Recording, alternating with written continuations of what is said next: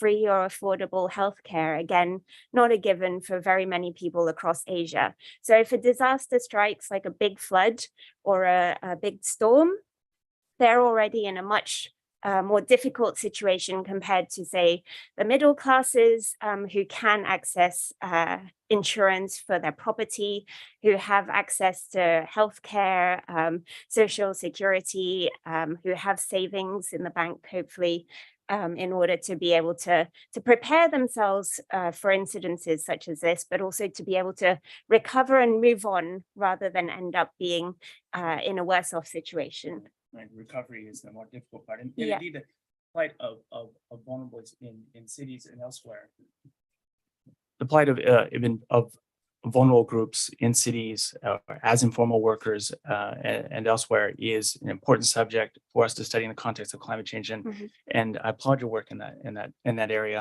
And indeed, leaving no one behind, another theme of your work is very central to the work of UNDP and as key concept or principle driving this sustainable development goals. However, I want to ask whether all our focus on vulnerable groups doesn't come with trade-offs as well. I mean, vulnerable groups are by definition less powerful. Some would even say powerless. Might it also be important for our studies to focus on the plight of the middle class and how climate change is going to impact the middle class to better galvanize the power of the middle class through elections and through purchasing power, through other forms of influence? I mean, I think it's an interesting question, an interesting way of framing it. I would argue that in order to really achieve inclusive, resilient, sustainable cities, we really need to focus on everyone, and I think probably put more energy into supporting those who have the least power and the least voice. The vote of an informal worker counts just as much as the vote of the CEO of a company, or it should do. And so I think if we can focus our attentions on, for example, supporting informal and low-income populations to firstly better understand how คนที่มีรายได้น้อยทำไมเสียงผมออก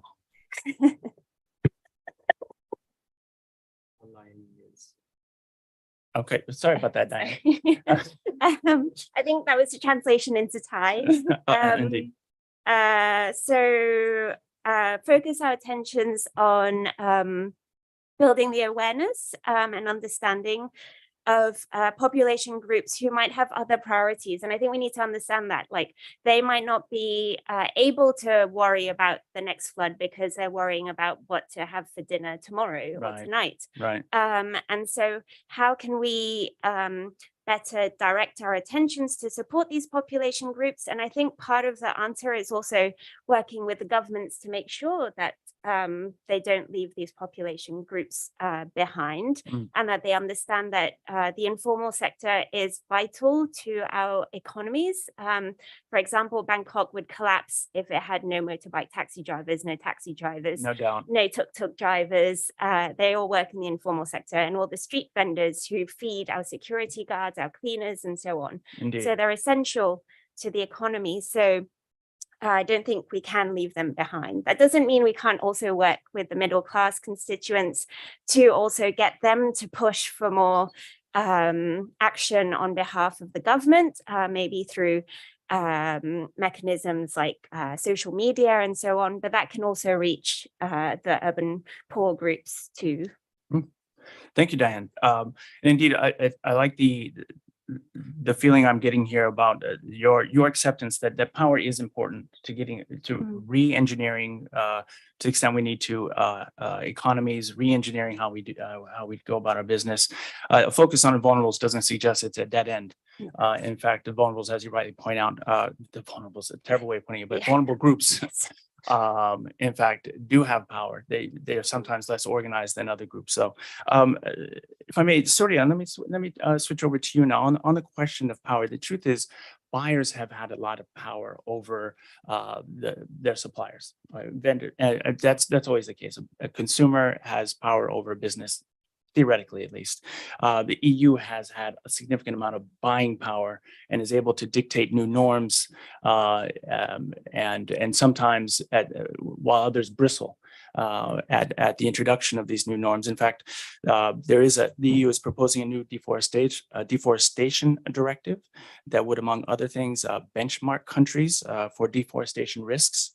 U.S. Congress, another powerful state, or rather a powerful state, is considering legislation that would allow trade sanctions against countries that do not impose controls on carbon emissions. And of course, there's this new mandatory environmental and human rights due diligence that's also making its way from proposal to full-blown directive at the European Union, among other things.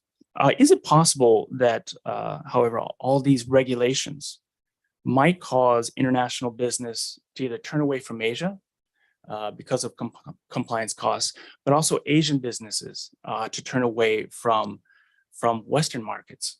And do we then fall in the trap of creating two parallel systems, two parallel economies, essentially on the global stage?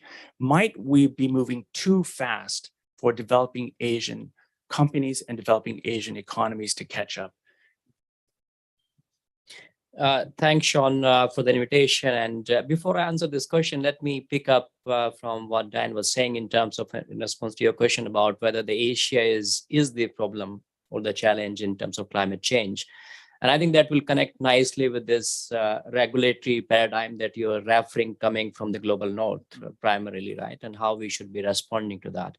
I think we should keep the colonial history in mind when we are talking about climate change. And I think the global south and developing countries have a right to development. I think we cannot ignore that aspect. We cannot say that the West has developed and now we should not allow the developing countries in the global south to fulfill their legitimate development pathways and aspirations. So the crucial thing is that developing countries in Asia or global south generally, they should not make the same mistakes that were made by the West earlier. I think that is the point that I would like to make. So I think Asia can be different. That could be a departure point for us. Now, in terms of the regulatory paradigm that you're talking about, those examples that you're giving, my feeling is that some of those regulatory paradigms, including the EU directive, it is not going to change much on the ground. So I may a little bit deviate from the mainstream BHR narrative. Why do you say that? Why do you say it's not going to change? Why I'm saying it? Because first of all, most of these regulations coming out of Europe or US, they don't understand the business realities in Asia.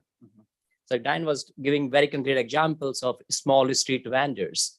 So are these regulations capturing the business enterprises in Thailand, in Vietnam, in India, in China? Are they capturing that? So I think they're not even understanding what the root causes of the problem are. So I think that's where, in my view, this is not going to fix the issues. This may result in shifting the risks from one jurisdiction to another jurisdiction. So businesses are always creative. They want to minimize their costs. So businesses may move from one jurisdiction to another. It may encourage tick box compliance on the part of businesses. Lawyers are often, I'm a trained lawyer, but lawyers are often part of the problem in guiding businesses. So I really worry about these regulations, that are they going to be good enough? We need mandatory regulations, so don't get me wrong. But what we also need is we need incentives for businesses. How do we create tax incentives for green business? How do we use public procurement in a positive manner? How do we also build capacity of businesses here? Like technology transfer is a big issue. So how many of these European companies and states and US and Canada and global north is going to share the technology with the global south companies? Is that happening? So I think technology transfer is very crucial. And if I could just add one more point about coherence. Policy coherence is very critical in terms of achieving the objectives of regulation. So here, coherence is also about businesses. So businesses should not talk about respecting human rights and behind the scene they are doing lobbying against progressive regulation. So I think that is incoherence. But I think the coherence is also relevant from the perspective of states. So what about the trade and investment agreements? So same governments, when they are negotiating trade and investment agreements, they are not as ambitious in terms of promoting environment and climate change when it comes to those trade interests, right? So I think those are the issues that we need to capture. So that is a complex answer to your question. In some ways, it's spot on and very straightforward too. You're saying it's not a question of whether we're moving too fast for developing Asian economies. You're saying it may not be relevant because they're not taking Asian economic considerations in mind as they develop these regulations. Yeah, I mean, in a way, Sean, we can never be too fast to deal with climate change. Let me put it this way. So I think that is not perhaps the right way to put it. But the real issue is, do we understand how to fix climate change? And I think it requires a cohesive, holistic response. And I think the lead has to be taken by the Asia. It cannot be the top-down model of regulation coming from Europe and without understanding the local realities that will fix the issue here, in my view. Let me ask you one follow-up question, and please be brief because I have a more important question after this, or as an important question after this. We could all agree Asia should take the lead. Asia needs to take the initiative on its own, regardless of what sort of regulatory requirements are coming from other regions. But is it likely, first of all, that you're going to have policy coherence? Policy coherence doesn't exist because of politics and because of local realities. Is policy coherence very likely? Tech transfers in this climate, with the geopolitical tensions between Pacific powers at a high pitch, is it likely? My question to you is, what's the most likely thing, or what is the easiest, what is the low-hanging fruit that we can pick that is going to drive action on either climate change, air pollution, or water pollution? I mean, a very low-hanging fruit is each one of us in this room and in Asia or anywhere in the world can change how we live our lives. That's a low-hanging fruit. Okay, so we what can at start scale? living What at scale, differently. though? What do we do at scale? What is the That is a low-hanging big fruit? scale, no? If everyone starts behaving differently, let us say I live in a 5-star hotel, and if I don't change my towel every day, that is a change. That will contribute to the big picture, right? So I think we are talking about policy coherence at the broad level, but we are talking about policy coherence in the life of each one of us. I think that's where I would suggest indigenous peoples are a great champion of dealing with climate change. We need to learn from them how to have a contract with social harmony with nature. How do we live in harmony with nature is the way we can learn from them. So learning from past to deal with the future challenge, in my view, is the solution. And of course, we need to push the decision makers, we as consumers, we as investors, we as students, we as whoever we are. We need to ensure that decision makers take policy decisions which are in line with our aspirations rather than the other way around. Music to my ears, but let me ask you this. Is the UN guiding principles helpful in this regard? Are the UN guiding principles that framework that helps us make change at the individual, at the regional, at the international levels? What do the UN guiding principles mean in the context of climate change? Are they fit for purpose?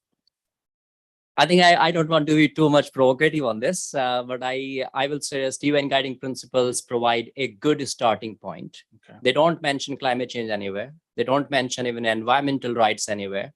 And I think that's where, when I was on the working group, we started drafting an information note on climate change, that what it means. So I think there are interlinkages between human rights and climate change, and I think that's where they provide a good starting point. But I think they will not be enough on their own to solve the problem, in my view. Okay. And let me show what I mean by this.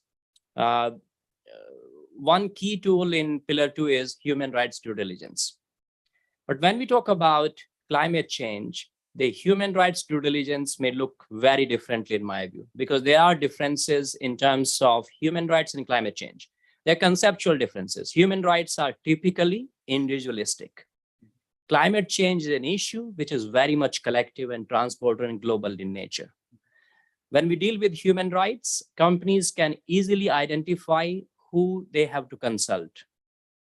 Climate change, a company may need to consult 7 billion people. because whatever a company is doing is impacting somehow directly or indirectly. So how do you deal with that particular situation? So identifying the adverse impact, identifying the people who are impacted is very, very complex in my view. So I think human rights due diligence, even if it is holistic and captures environment and climate change, I think that is a starting point, but that won't fix everything, because we need to go, in my view, towards a degrowth model of business, not green growth, degrowth. And I think we need to move towards changing the business models which are exploitative and which cannot be fixed. Okay, degrowth versus green growth. It's not versus, that's but a hard yes. one to leave without unpacking that further, but unfortunately we need to. And in part because, and as I move, thank you, Surya, for your comments. As we move to Weena, it does sometimes seem like all the environmental conversations are about climate change.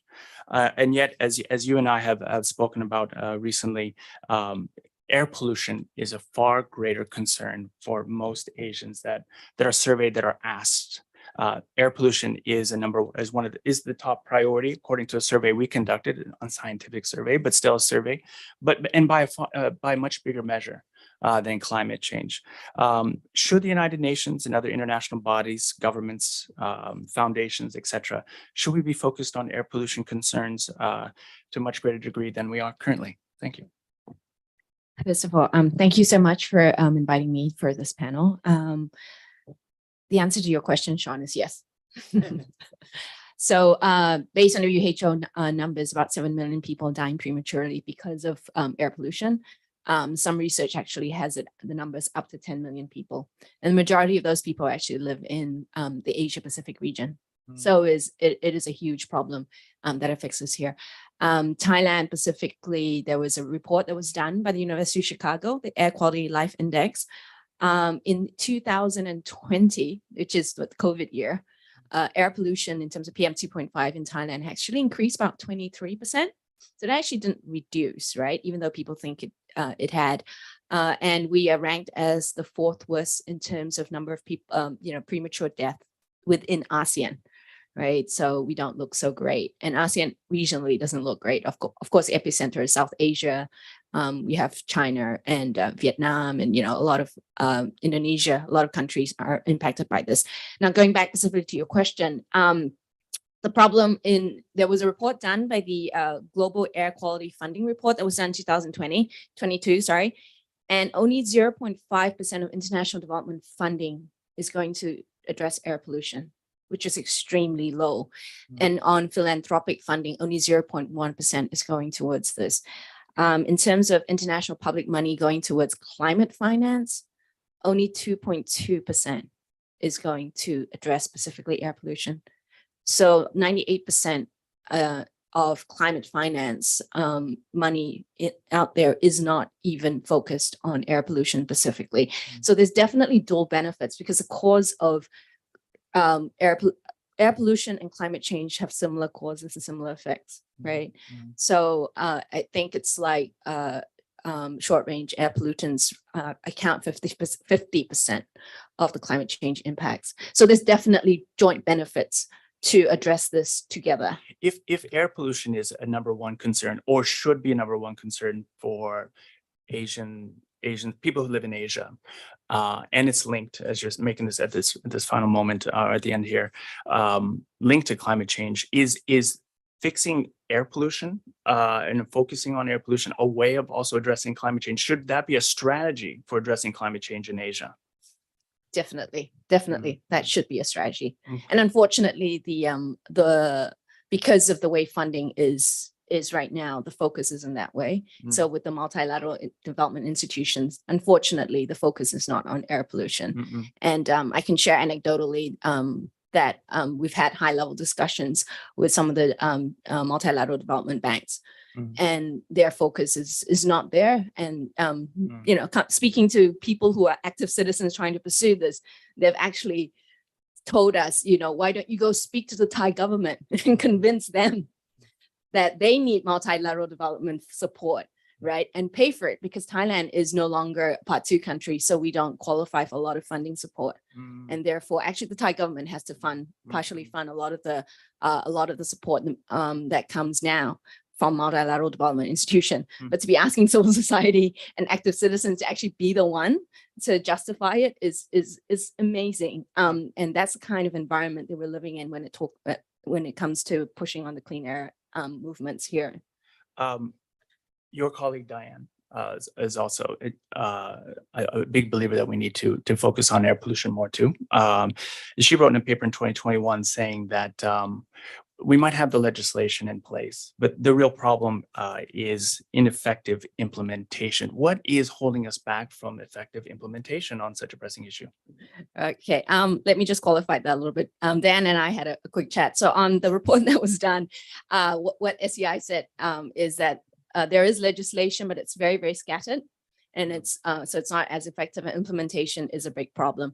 Air pollution is an invisible killer. You don't see it. So a lot of people don't have that awareness about it. And it is a systemic problem. You have laws that are too scattered. You have laws that are inadequate to deal with it. And, the key performance indicator for a lot of government agencies, there isn't one in Thailand that's fully responsible for managing air pollution, by the way. You've got a pollution control department, which doesn't have the budgetary might, or they don't have the sufficient allocation of funds to be able to manage this, nor do they have legislative might to be able to address this issue on their own, right? So they need to work across the ministries to do that.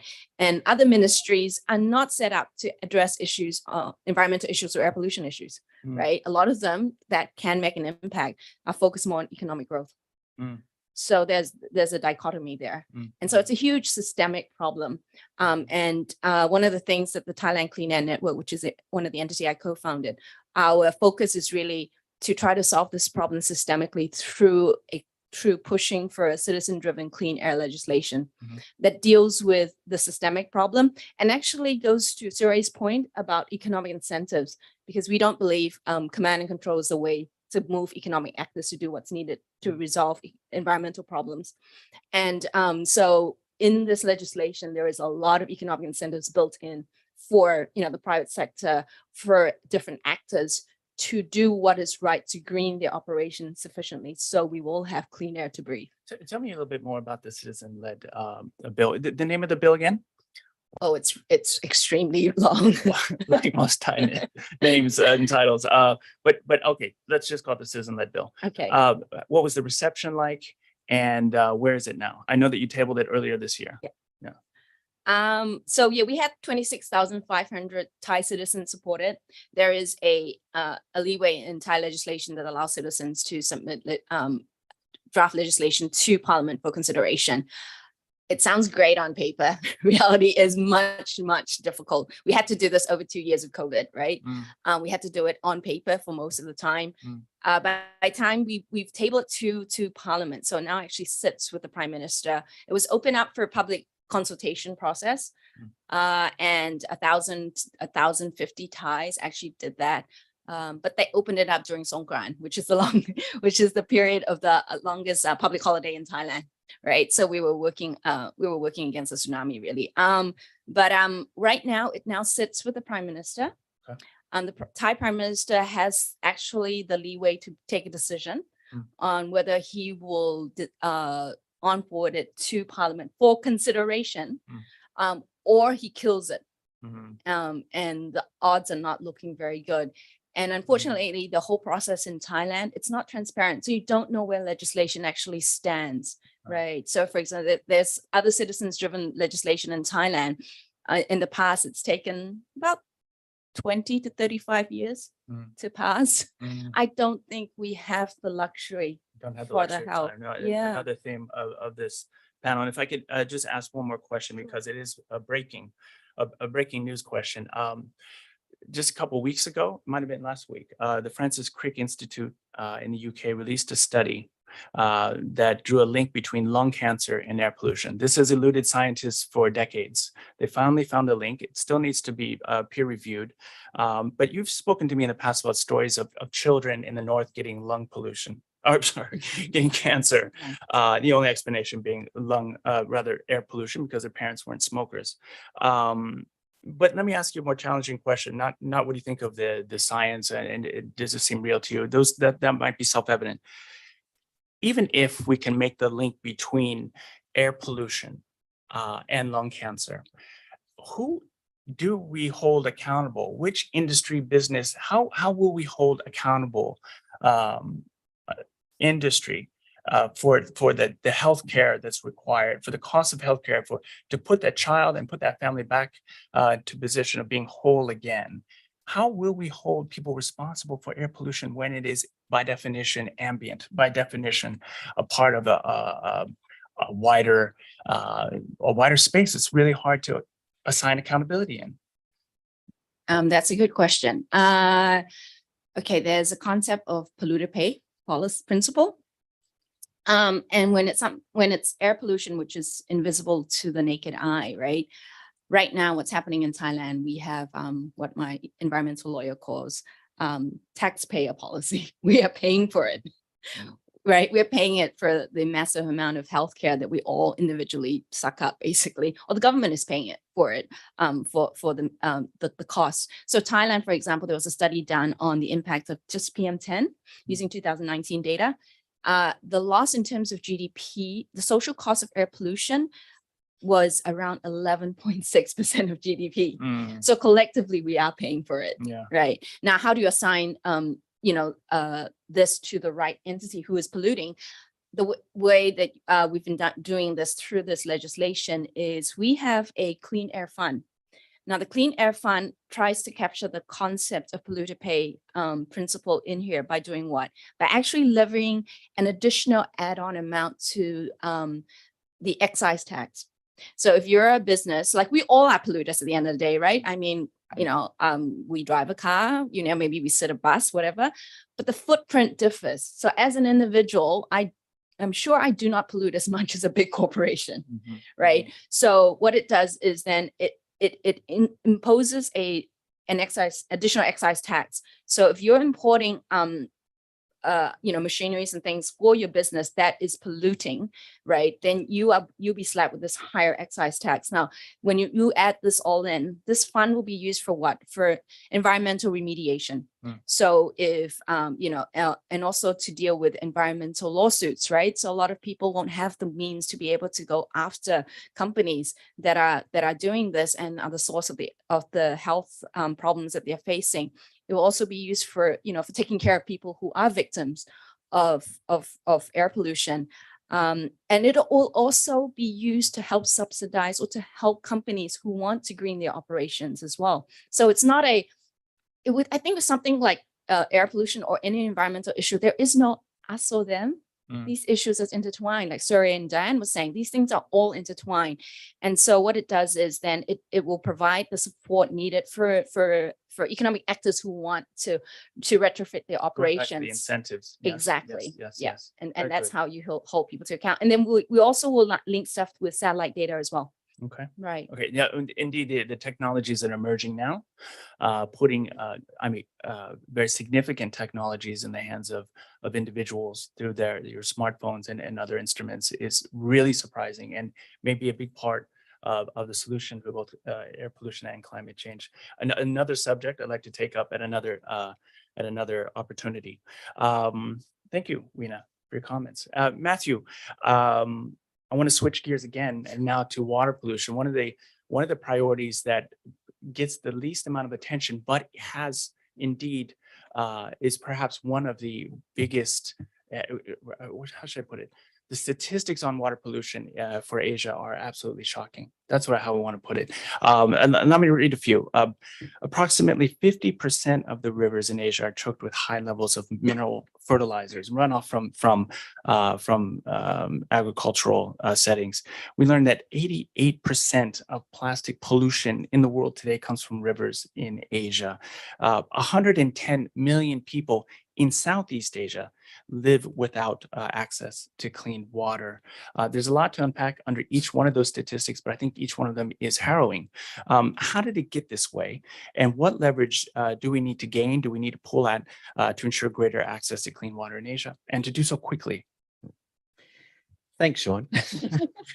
And I think one of the things about pollution is that we have to recognize that it is that third great environmental crisis.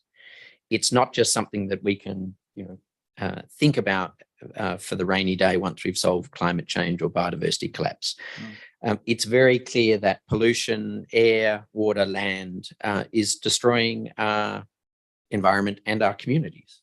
And those statistics are just the tip of what is really a great and growing crisis of pollution, of water pollution and air pollution. And I think the work that the Thailand Clean Air Network has done, fighting and trying to persuade an immovable object to actually act on something that it is a catastrophe. We were talking before, I used to live in Chiang Mai for 9 years, and every month, which then meant to 2 months, which then meant to 5 months, air pollution would become a health hazard, an actual recognized health hazard. And the same with water pollution. And I know I meant to focus on water pollution. And perhaps I can say that there are two things as to why we are in this position of massive pollution crisis. And the first is regulatory failure. That the regulators have not used the tools that are available to regulate industry in particular from its pollution. Every country in Southeast Asia has pollution control legislation. They all have limits. ASEAN has water quality limits. They are all there. They're just not applied and enforced. But secondly, and this is an important thing, we have had a business or a market failure.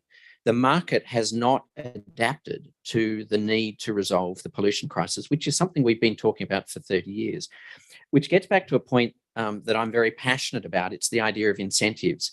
And I believe we have to create incentives for companies to do the right thing and to comply with laws. And it's called prosecute. Prosecute, prosecute, prosecute. It's sending directors to jail. It's sending company officials to jail for failing to do their legal duties. It's making sure shareholders are punished through fines that are then used perhaps to fix up the pollution impacts, both in terms of environment and society. And so the incentive is to say, if you fail to comply with the law, you will go to jail, you will have your assets seized, your company will be fined, which may have a consequence for workers. But at the same time, those worker consequences for the 400 or the 1,000 employees have to be balanced by the tens of thousands of people and the environmental harm. And so it is this question that I think we've come to the point where we have to say a business had the opportunity for voluntary compliance. We've had the UN guiding principles for 11 years. We have had the regulatory failure. So government bears its obligations for its failure to comply with Pillar 1, its obligation to protect human rights. But we now have to say to business, you had your opportunity to step up, to adopt voluntary compliance, or even to comply with the law. You failed to do so. The incentive is that if you don't comply with the law, you will be prosecuted. And that has an economic cost. I don't want to give the impression that I disagree, because I actually do. But a moderator should keep his opinion to himself. Let me ask you this, though. What do we do about SMEs? SMEs, are you subjecting SMEs to the same sort of treatment? Do we take family-run businesses and prosecute them for the water pollution that they might be causing? How much of all of these principles do we apply to micro enterprises, for example? So look, I mean, this is a very important question, and the issue about smallholding farmers who may apply pesticides and who may be, that means polluting waters. And I think it's really important that we have to also understand what an SME is, a small and medium enterprise. Is that a one-person family unit, a small 10-person agribusiness, a collective? And one of the things about prosecutions, whether it's in waste or air pollution or water pollution, is the need for the prosecutors to be trained certainly on human rights principles, but also in environmental justice principles, so that they go after the people who are most culpable for the incident, who are causing the most amount of harm. And that might be a large-scale agricultural cooperative. It might not be the small-scale, small shareholder or the small farmer. And we saw this in China, where China having had this idea of growth at any cost, realized that they had a huge environmental liability bill. And then because the communities were then being oppressed by the weight of their environmental disasters, they then had to take action. And they then instituted environmental courts, they instituted prosecutions, public interest environmental cases, and they started prosecuting everyone, including farmers who were littering. And they soon realized that they had to actually focus on the enterprises, the large scale enterprises that not only were causing the environmental harm, in particular water pollution, but they had the obligations and the money to fix it. And so I think when we look at SMEs, we have to look at their impact. For example, for me, a small medium enterprise that has human rights violations because of child labour is far more culpable than a large corporation that ensures that its labour force is treated in accordance with good occupational health and safety and human rights principles. I was also involved in a practitioner's guide kit that was developed by Edmund Bon and Amma Bon in Malaysia on business and human rights, a practitioner's guide kit for SMEs on human rights compliance regarding the environment and labour. And one of the things we did focus on was the concept of due diligence, which is recognised by the UN guiding principles and also by the OECD guidelines on multinational enterprises. The idea of due diligence and risk assessments that all enterprises can undertake. But for smaller enterprises, those risk assessments are much less intensive. For larger enterprises and family businesses that can be very large, as we know in Thailand. Family businesses are actually the things that drive this economy. Those family businesses, as I referenced family business, but indeed, family business are some of the largest here. And so that's why that due diligence and risk assessment is also important, because it can tailor the responses to the capacity of the enterprise. Thank you for that contribution. It couldn't be more timely. I really do feel also that the issue of the challenge that SMEs present is percolating to the top of our agenda as well. So thank you for highlighting that knowledge product, and I look forward to reading it myself. But let me ask you a quick question on that. Outside of risk assessment, outside of doing due diligence, though, isn't part of the problem that sustainability solutions are too expensive to begin with? Do we have examples of affordable sustainability solutions for smaller enterprises that do want to manage their water pollution output, their air pollution outputs? So again, it comes back to standards that governments have adopted. And most of the standards for water quality are fairly universal and match the enterprise. And there are techniques that are cost effective.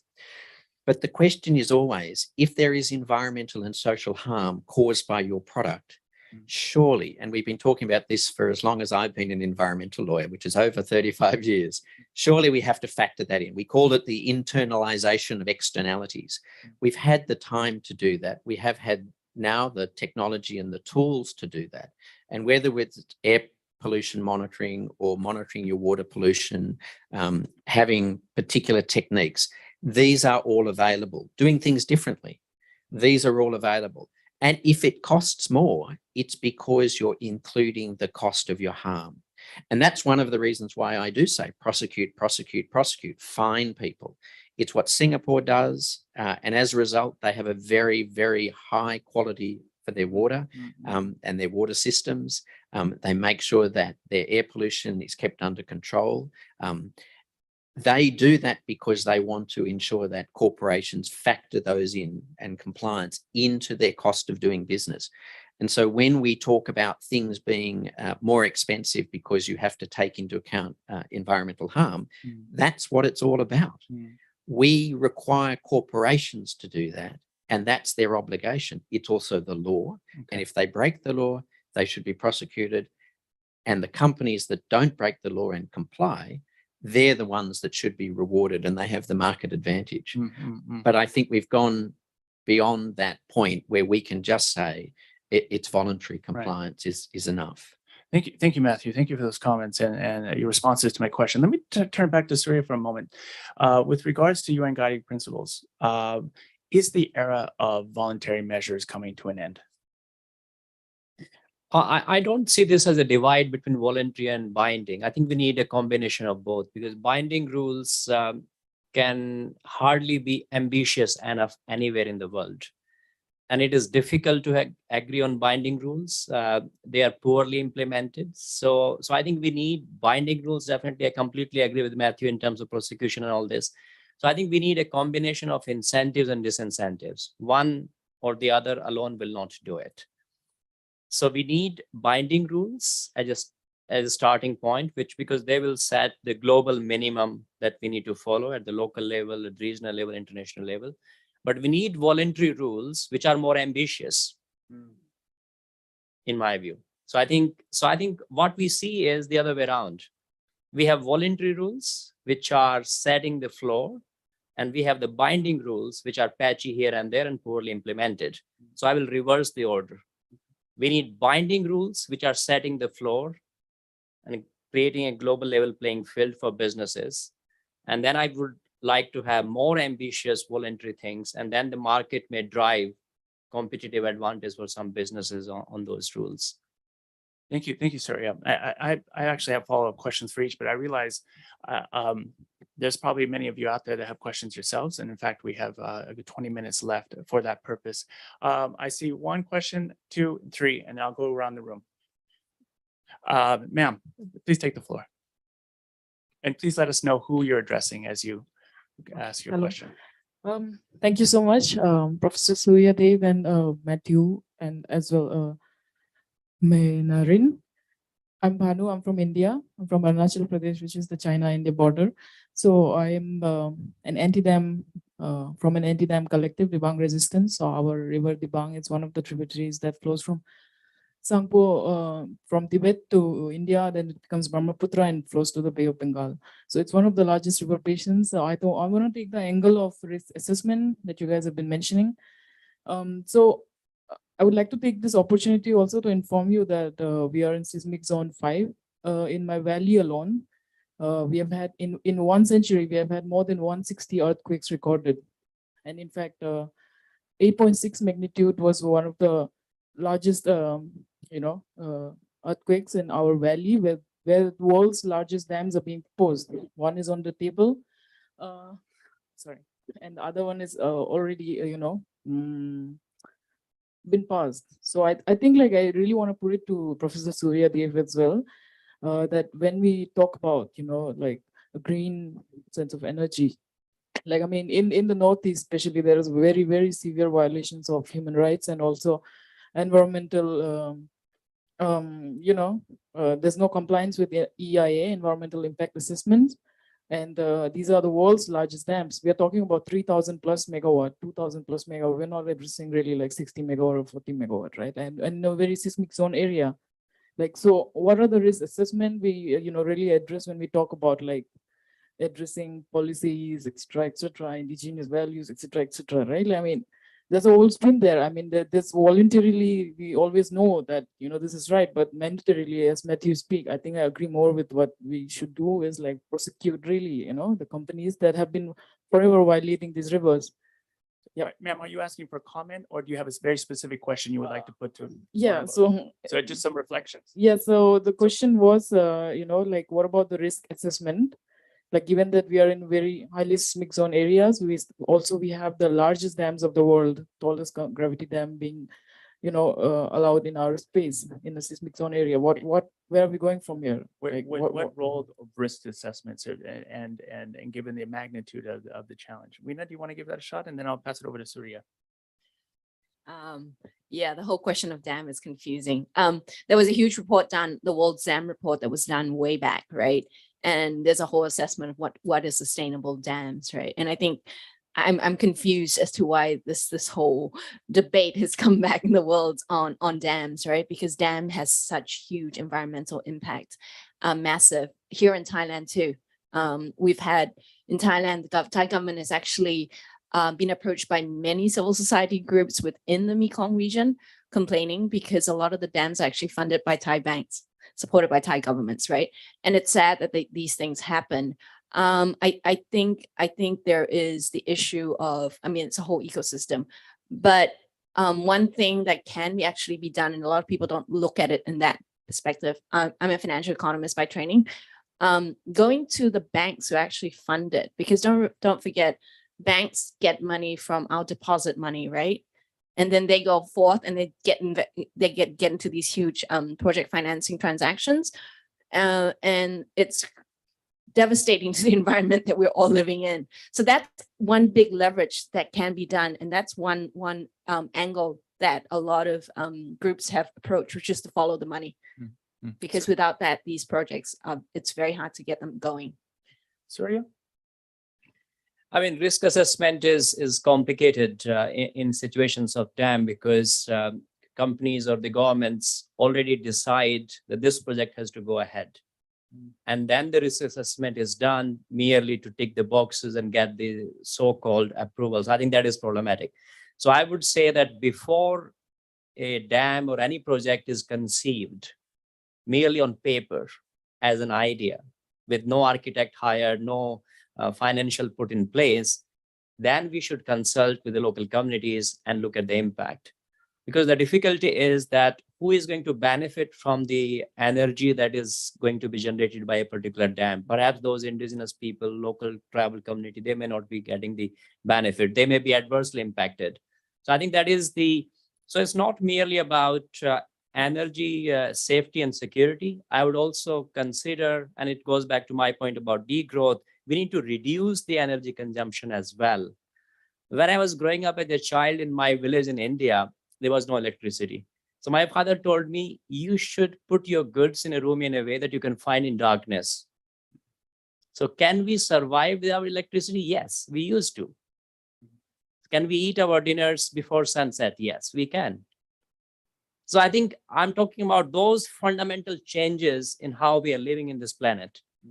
And I don't think the risk assessment and human rights due diligence narrative that is predominant is capturing those transformative changes that I'm talking about here. And that's something you're speaking to, the degrowth idea.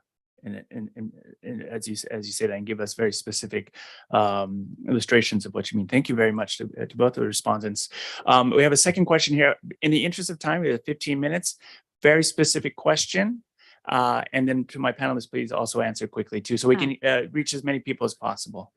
ก็พยายามจะพูดให้ช้าๆนะคะแต่ว่ามีเรื่องหลายเรื่องเนาะที่ต้องพูดชื่อคาติมาลิจานะคะขอโทษด้วยที่ทำให้ทุกคนรบกวนเสียงภาษาไทยเมื่อเช้าเพราะว่าบอกเลยว่าไม่เคยเข้ามาในที่นี่ก็เลยหาช่องเสียงของภาษาไทยไม่เจอกดไปเรื่อยก็เลยไปออกภาษาไทยอย่างเงี้ยค่ะอันนี้เป็นสิ่งที่ทำให้เราบอกได้เลยว่าไม่เคยเข้ามาที่นี่คนรากหญ้าไม่ได้เข้ามาที่นี่นะคะส่วนอย่างที่สองหลายๆท่านจะพูดถึงว่าเราจะมี2รอบรับผิดชอบยังไงพูดง่ายๆนักเรียนทุกคนในห้องเนี้ยทิ้งขยะวันละคนละ1ชิ้นวันละ3ชิ้นถ้าเราทิ้งเองเราเก็บเองมันจะดีกว่าไหมแล้วถ้าเราทิ้งไว้แบบนี้เรื่อยๆแล้วให้คนคนหนึ่งมาเก็บเราเมื่อไหร่มันจะเก็บหมดแล้วใครจะไม่เก็บมาให้เราอันนี้คือสภาพปัญหาที่เราเป็นอยู่ณตอนนี้นะคะปัจจุบันเราอยู่แบบนี้คือไม่ว่าจะเป็นธุรกิจอะไรก็ตามที่เขาทำเขาต้องไม่ต้องรับผิดชอบในสิ่งที่เขาทำอย่างรัฐทำไมถึงต้องพูดแบบนี้อย่างรัฐบาลไทยในการจัดตั้งกฎหมายทุกเรื่องไม่ว่าจะเป็นบริษัทเล็กบริษัทใหญ่มีกฎเกณฑ์อยู่แล้วถ้าคุณเห็นคุณค่าของ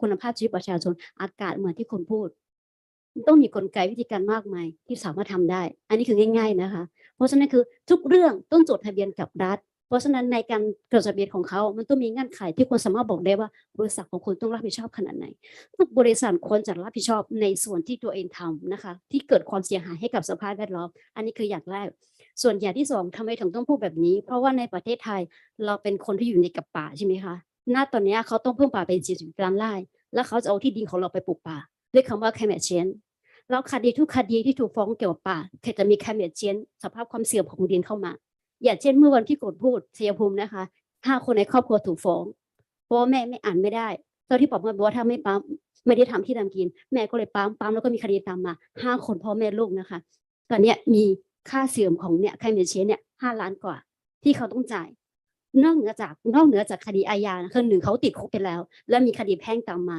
คดีแบบเนี้ยเราเจออยู่ในทั่วของประเทศไทยเราทุกคดีที่เป็นเกี่ยวกับป่าหมดเพราะฉะนั้นอยากจะบอกว่าต้นไม้มันดูดคาร์บอนได้และหายใจออกซิเจนได้เขาก็เลยไปตั้งเป้าไว้ที่ต้นไม้แล้วกลุ่มคนที่อยู่กับต้นไม้เป็นเป้าเราเป็นผู้ทำอะไรสังคมเราเป็นผู้มีความเสียสละอะไรอย่างเงี้ยค่ะเพราะฉะนั้นคืออยากให้เห็นว่าอย่าให้ทุกคนมีส่วนรับผิดชอบไม่อยากให้มันโดนมาที่เราอย่างเดียวเราลำบากเรามีความทุกข์ความยากแล้วที่ทำที่เราก็ถูกยึดอะไรอย่างเงี้ยแล้วก็มีคดีความตามมาเราไม่มีความปลอดภัยในการใช้ชีวิตของเราขอบคุณค่ะ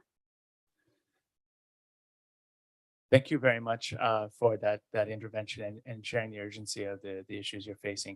I didn't hear question so much, but I know, yeah, we know would like to reflect on it for just a moment, and then I'll go take the third question in the corner. Thank you. Should I do in English or Thai? Up to you. We have Okay. translation. Oh, okay. Maybe in Thai. โอเคจะขอตอบนะคะประเด็นเนี้ยค่ะก็คือว่าประเทศไทยเนาะเวลาออกกฎหมายเรื่องพรบชุมชนในการจัดการเรื่องที่ดินมันมีปัญหาอย่างเดียวที่เกี่ยวข้องกับชุมชนในพรบนั้นคือคำว่าชุมชนในชื่อเฉยๆแต่ในเนื้อในมันไม่มีเนาะมันก็คือเป็นปัญหาใหญ่ๆที่ทำให้เรามีปัญหาสิ่งแวดล้อมถึงทุกวันนี้ก็อยากจะพยายามจะบอกว่ามันมีความเข้าใจในเรื่องนี้ค่ะเพราะฉะนั้นที่กำลังผลักดันอยู่พรบอากาศสะอาดเนี่ยนะคะมันมีการจัดการโครงสร้างซึ่งการจัดการโครงสร้างมันมีการตั้งคณะกรรมการและในนั้นเนี่ยคือรวมคนที่อยู่ในพื้นที่เพราะว่าเราเชื่อว่าคนในพื้นที่เนี่ยแหละที่เข้าใจปัญหาสิ่งแวดล้อมอย่างชัดเจนและเป็นคนที่จะเกี่ยวข้องทั้งในระบบการตั้งนโยบายนะคะการกำกับดูแลและตรวจสอบด้วยนะคะเพราะฉะนั้นเนี่ยมันคือการพลิกโฉมในการแก้ปัญหาสิ่งแวดล้อมไทยระหวังว่าถ้าแนวนี้รับได้มันน่าจะไปต่อสำหรับเรื่องสิ่งแวดล้อมอื่นๆในประเทศไทยค่ะขอบคุณค่ะ Thank you. ในรัฐบาลนี้อาจจะยากใช่ค่ะ Gentleman in the corner here, I believe, has the next question, and then I will take a question here, question in the middle on this side, one in the very back there, if time permitting, please. So please make your question or intervention very short. Thank you. Yes, I like quite a bit the idea of green degrowth. My question is related to the fact that there is a low sensibility apparently in Asia in about environmental trouble until it affects seriously the community. But then there is also a lack of funds for the government to fight these problems that we don't even see, like the air pollution. I would like to ask Professor Surya and also Mr. Matthew about the European carbon tax. That seems to be an interesting tool set up by the polluting Western country, for which the revenues will actually be invested in the developing countries. Thank you. Yes, I think we need more of that because what is happening is that Europe and the global north generally has kept itself pollution free because all the manufacturing is moved to Asia and the global south. So we have suffered. Now we are being blamed for all this. And the consumers and everyone living in the global north is enjoying it for many years, not just now, historically. That's why I brought the colonial angle as well to this debate. And I think we need to fix this. And I think that's where the issue of tax is one component of it. But I think they have to give billions of dollars in assistance to the global south, in my view. And the technology has to be transferred. So it has to be a package of assistance. Otherwise, we're not going to fix it. But then the EU legislation has finally understood the problems of Asia. I don't think so, because they're not targeting the right kind of business enterprises. How many businesses in Asia have been consulted by the people who are drafting this directive? Not many. Certainly not many. Thank you for that exchange. An excellent question. Sir, I'm sorry, to the left here, and then you, sir, in the yellow in a moment. Yeah, thank you, Mr. Chair. I'm Frederick Wilson from the Asia Indigenous People PAC, working with the right of indigenous peoples. So I like the idea of human rights due diligence and also risk assessment. It should be embodied and also translated into the action by the states as well as the company. So while talking about the regulation and also environmental priorities and human rights agenda, you see in Asia, it is the largest number of indigenous people. It is estimated around 411 millions live in this region. And indigenous people territories is 20% in the global area is home to 80% of world biodiversity. In Asia itself, around 8.7% of territories held by indigenous peoples and other local communities are legally recognized. Most of the countries in Asia, we have seen they've ratified the United Nations right treaties, for example, the ICCPR, ICED, and also CEDAW among others. And national climate policies to some extent, which international commitment and also obligation have been translated into recognition and respect and protection for the right of indigenous people in the national legal framework. For example, in the Philippines, Indonesia, and Cambodia. However, in Nepal, there's a weak protection for indigenous people as well as the Bangladesh. They only refer to the protection of culture and not related land and resource rights, despite the commitment under United Nations Declaration Right of Indigenous Peoples. There's a clearly said indigenous peoples should recognize, and also when we talk about in the country context, they often justify all people present in the geographical area before colonization are indigenous peoples. In such case, it's alternative to mention they are such hill tribes, some of them ethnic minorities, Aboriginal peoples, scheduled tribe, Upajati, minor races, national races. The question here, is it any way so that we can recognize the indigenous peoples in each states to all of them? Mr. Chair, regardless the level of legal recognition or protection, the reality is that indigenous people facing a lot of threats in the social, political, cultural, and economic discrimination, even where rights are protected on the paper, but there is no details, requirement, or guideline for the enforcement. And as a result, indigenous people regularly experience threats in their ancestral land territories and also from the extraction, conservation, and infrastructure.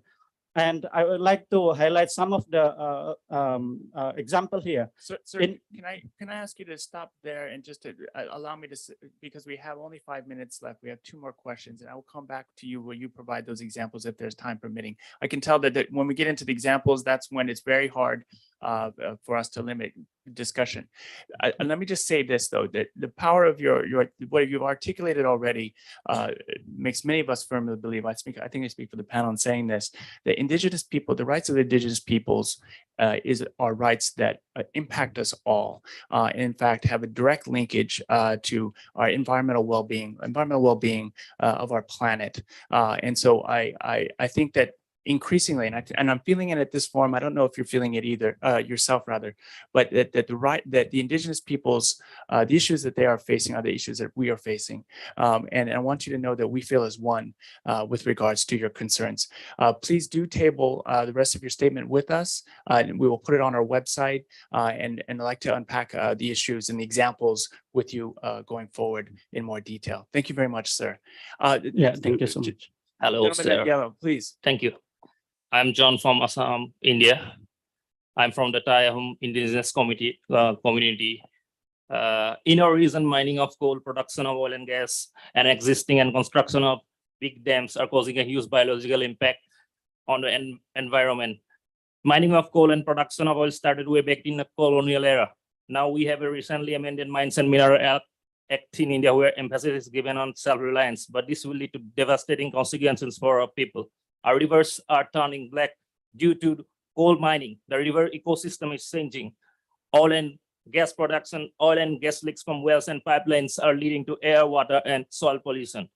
The whole biodiversity is changing. Moreover, huge fines and huge taxes and fines are being imposed for pollution by vehicles while they themselves allow deforestation in the name of businesses. Also, many activists are being detained for calling out for different issues, including environment, due to the draconian law called Armed Forces Special Powers Act 1958, which is still imposed in Northeast India.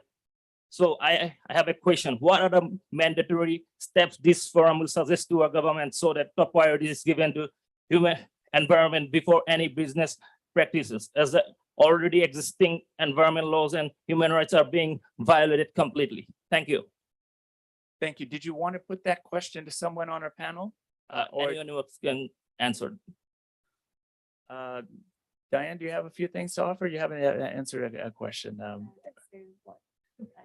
mandatory, the top recommendation. Yeah, to what extent, if I may, sir, could you repeat the question at the very end there where you speak to mandatory provisions? Yeah, what are the mandatory steps this forum will suggest to our government that top priority is given to environment before any business practices, as the already existing environmental laws in our country is being violated completely? Thank you.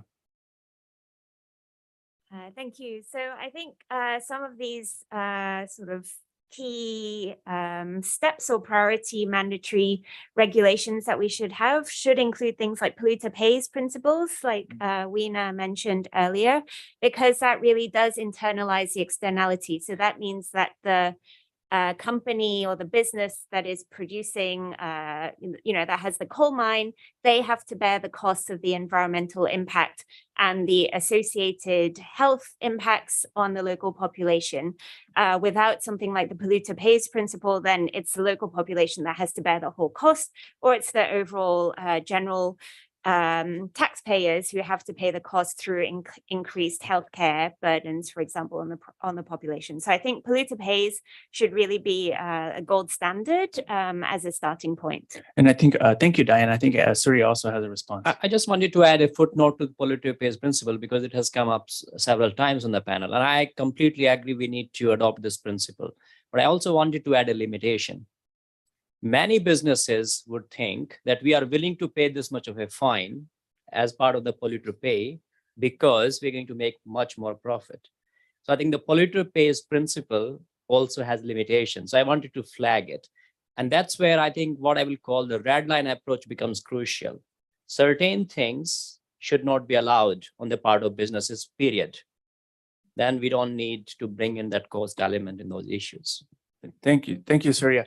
And I'm going to ask each speaker hereafter, and Surya, you just had your that opportunity. In the remaining 60 seconds we have to either respond to that last question, or to make an important point that they want this group here to leave with. So let me start with Matthew. Thank you, and I think it's the theoretical and the practical. So one thing that is so vital, and I heard it yesterday, I hear it today, is the role of environmental and human rights defenders.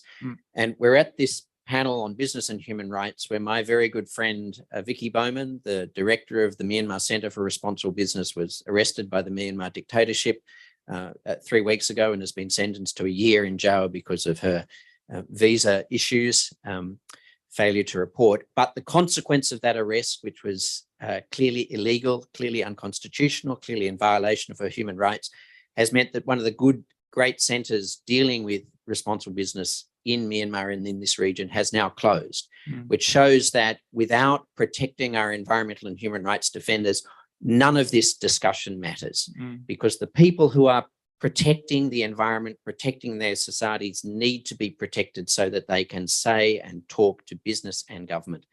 The second thing is that all of the things we are talking about, whether it's degrowth or environmental, the application of principles such as environment, social government, risk or risk assessment and due diligence, all of these things have to occur at every single stage of the project cycle. The feasibility, we've now got to get the banks involved, the financial institutions, the governments, the regulators, the enterprises who are doing the construction, how they treat their workers, how they treat their communities.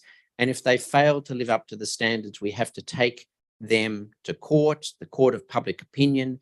We have to make complaints about them. We have to demonstrate that compliance with those norms of human rights and environmental protection are what is needed now. And if that costs a little bit more, if that forces some businesses not to dam our rivers and chop our trees down, well, that's a good thing. And so that's what I would have to say. Protect our environmental and human rights defenders so they can make sure these things are brought, and make sure every part of the development cycle is acquainted with the need for environmental and social obligations and human rights protections. And let's make them live up to that obligations. Thank you, Matthew. That's a very powerful statement. And on behalf of Vicky and all environmental human rights defenders, 30 seconds or less. Okay, I speak very fast. A couple of things. First of all, I think a lot of what I hear from yesterday and today goes to the point that I think a lot of people aren't being heard. There are a lot of violations happening. And I think it speaks, I mean, degrowth, I do agree with that. There needs to be a thinking on that. But also what you cannot measure, you cannot manage. And one of the things I wish more governments would look into is the concept of a well-being budget. How you can say any of the projects you want to go ahead with, does it have, what is the implication intergenerationally? Can you justify it? Because that's how it all starts off, right? You can't justify it intergenerationally, then it should not go ahead. And the environment is definitely part of all of that. So I think that this part is gravely missing. The other part, I must say, Sean, just to be a little bit controversial, this is a responsible business and human rights forum. I don't see a lot of representation from business. They're not here. I don't see a lot of representation from policymakers too, which is gravely needed.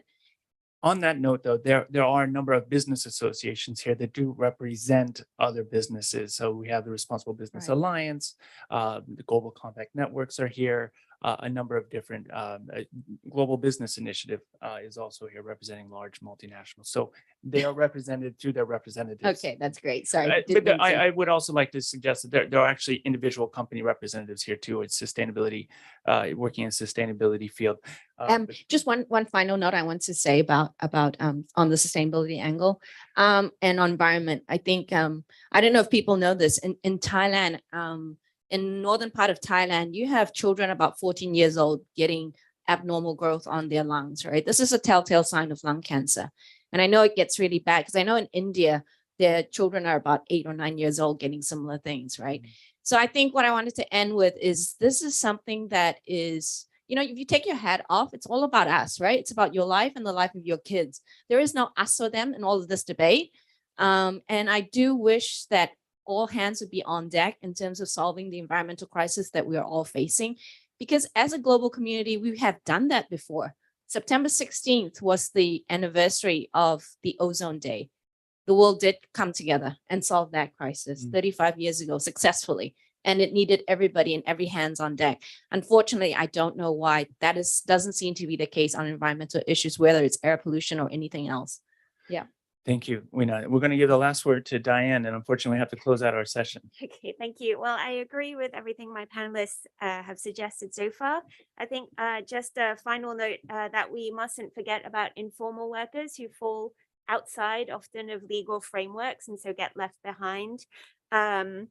We have to recognize they also have a right to earn their livelihood. And so there's a responsibility here on governments to provide the necessary framework to support them and the environment in which they work. So access to insurance, social security, but also help them, for example, if we're shifting towards a greener economy, to be able to access the greener technologies that they need, the safety equipment that they need to be able to work safely without being penalized. So that doesn't mean target taxi drivers for taking their cars off the road because their cars are old, but rather work with taxi drivers to find a solution that they can afford so that they can continue to earn a livelihood whilst also polluting less with their cars.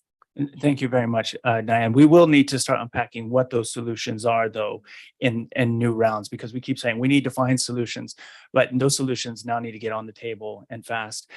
I did have a conclusion to make myself, but we are out of time.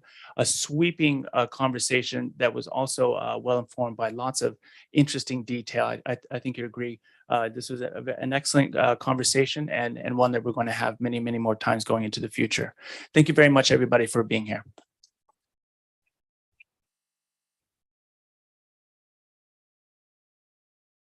Wonderful, guys. Thank you. Thank you. No, not at all. I should have mentioned there's actually businesses here in the room, but I didn't know if they want to be spotlighted. Okay. Like a big bang. Yes, a photo together. Yes, yes, very much. Yes, yes, please. Yeah, excellent.